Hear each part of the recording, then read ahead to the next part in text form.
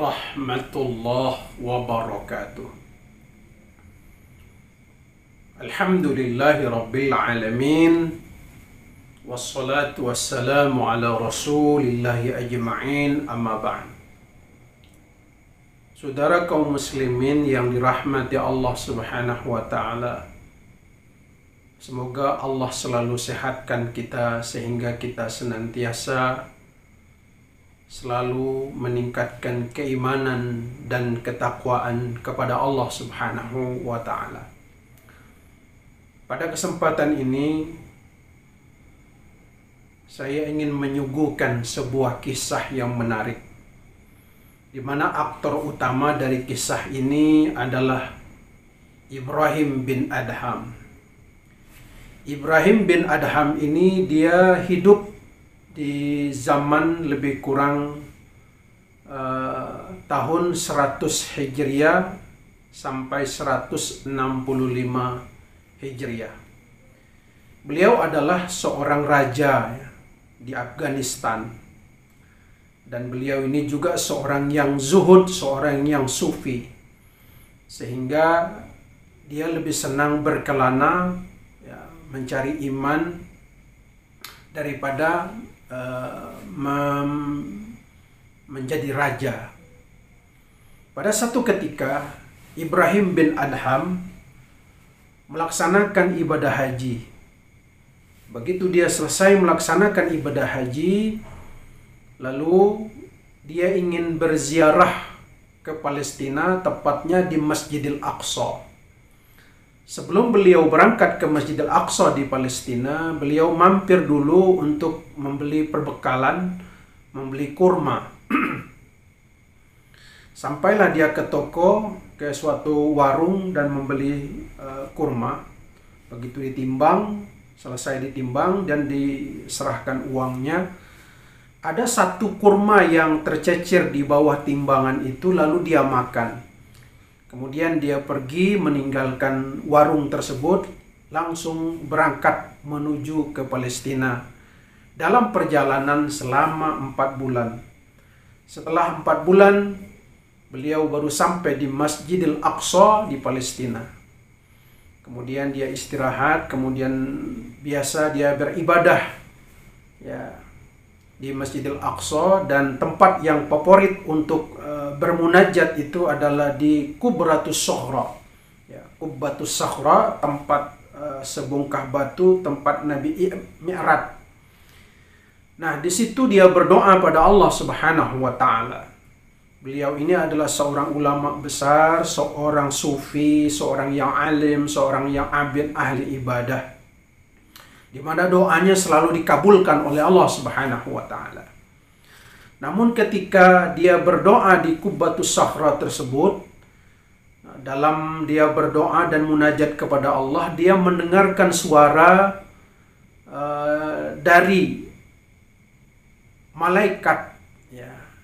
Tiba-tiba dia mendengarkan suara yang gaib gitu, dan itu dia kenali suara malaikat yang mengatakan bahwa doa Ibrahim bin Adham kali ini tidak lagi dikabulkan oleh Allah Subhanahu wa taala. Lalu teman malaikat yang lain mengatakan, apa sebab? Karena dia sudah memakan satu butir kurma yang bukan miliknya. Dan itu dia lakukan ketika berada di Mekah. Mendengar suara itu, Ibrahim bin Adham merasa bimbang dan tidak tidur. Akhirnya tidak menggunakan waktu yang lama, dia berpikir, akhirnya dia kemas barangnya, lalu dia berangkat kembali ke Mekah dalam waktu 4 bulan perjalanan naik onta, dengan maksud dan tujuan untuk minta halal kepada orang yang menjual kurma tadi.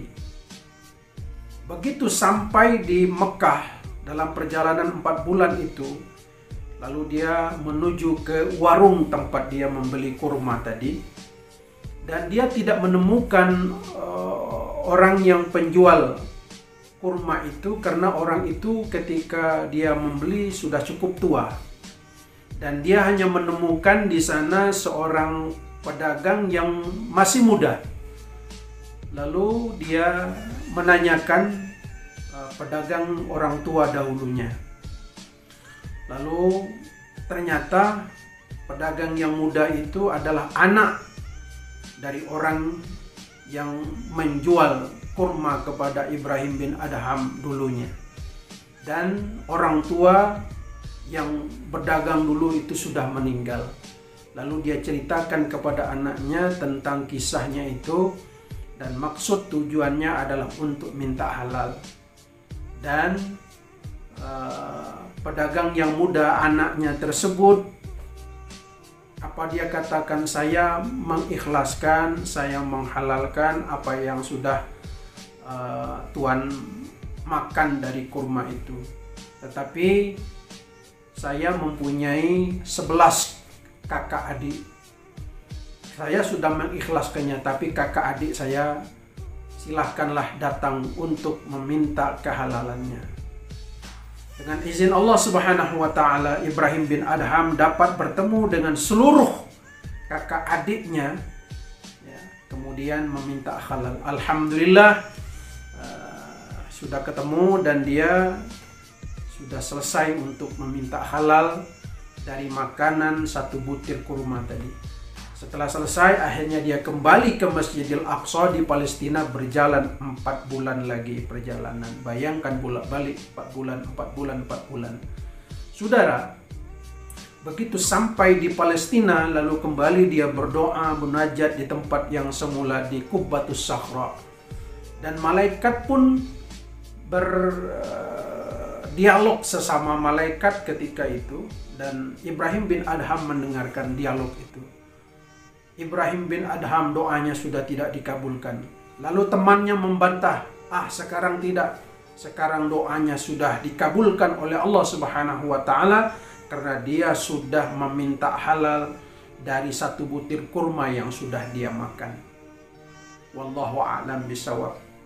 Dari kisah ini ada beberapa hal yang patut kita ambil pelajaran, bahwa doa kita tidak akan dikabulkan Allah Subhanahu wa Ta'ala manakala kita menyimpan dosa yang terlalu banyak.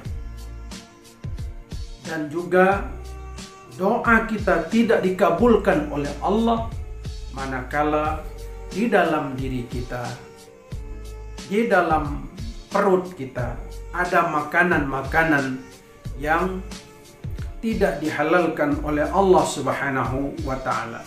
Sebagaimana hadis Rasulullah menyebutkan, yustajabu li ahadin ma lam yad'u bi ismin, bahwa doa tidak diijabah oleh Allah Subhanahu wa Ta'ala manakala di dalamnya ada dosa.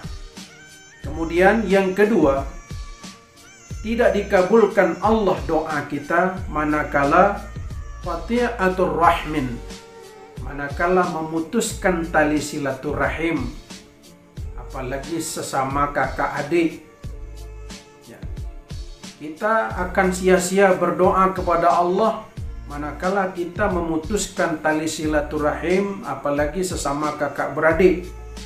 Lalu kemudian tidak akan diijabah oleh Allah doa kita manakala doa kita itu tergesa-gesa untuk minta segera dikabulkan. Padahal Allah Subhanahu wa Ta'ala menyebutkan, aku sudah berdoa, ya, maksudnya seseorang yang berdoa kepada Allah, aku sudah berdoa tetapi tidak dikabulkan. Akhirnya dia meninggalkan doa itu. Maka itulah yang terjadi. Saudara kaum muslimin rahimakumullah. Maka oleh karena itu Ibnu Athaillah dalam kitabnya Al-Hikam memberikan nasihat, la yakun ta'akhuru amadil ata'i ma'al ilhahi fid du'ai mujiban liya'sika, ditundanya pemberian dari Allah sementara engkau telah menggebu-gebu dalam berdoa, jangan menjadikanmu berputus asa. Allah menjamin mengabulkan doa untukmu sesuai pilihannya, bukan pilihanmu, di waktu yang Dia kehendaki dan bukan di waktu yang engkau kehendaki. Jadi oleh karena itu, kalaupun doa kita belum diijabah oleh Allah sehingga COVID-19 ini belum juga hilang, bukan berarti Allah tidak mengabulkan doa kita. Tetapi Allah mengabulkan doa kita sesuai dengan waktu dan kehendak Allah Subhanahu wa Ta'ala. Maka itu kepada kita yang berdoa, mesti haruslah membersihkan diri kita dari makanan-makanan yang tidak halal. Bayangkan Ibrahim bin Adham hanya memakan 1 butir kurma yang bukan hak dia, lalu minta halal.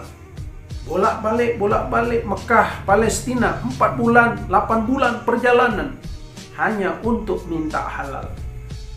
Bayangkan kalau kita melihat orang-orang zaman sekarang, kita melihat dan mendengar bagaimana berita-berita di medsos, berita-berita di televisi. Ada begitu banyak orang yang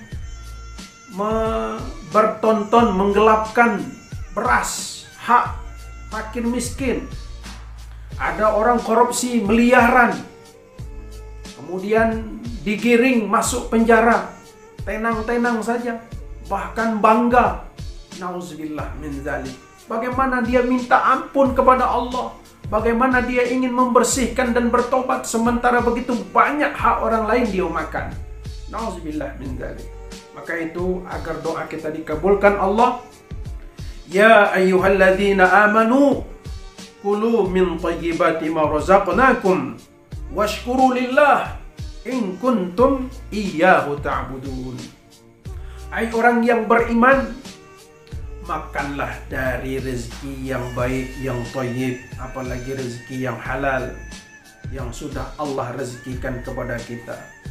Washkuru lillah, bersyukurlah kepada Allah Subhanahu wa Ta'ala. In kuntum iyyahu ta'budun, jika kamu benar-benar hanya menyembah, beribadah kepada Allah semata. Akhirnya kita bermohon dan berharap kepada Allah, semoga Allah membersihkan kita dari dosa-dosa. Semoga Allah menghindarkan kita dari memakan hak orang lain. Demikian, lebih kurang mohon maaf. Assalamualaikum warahmatullahi wabarakatuh.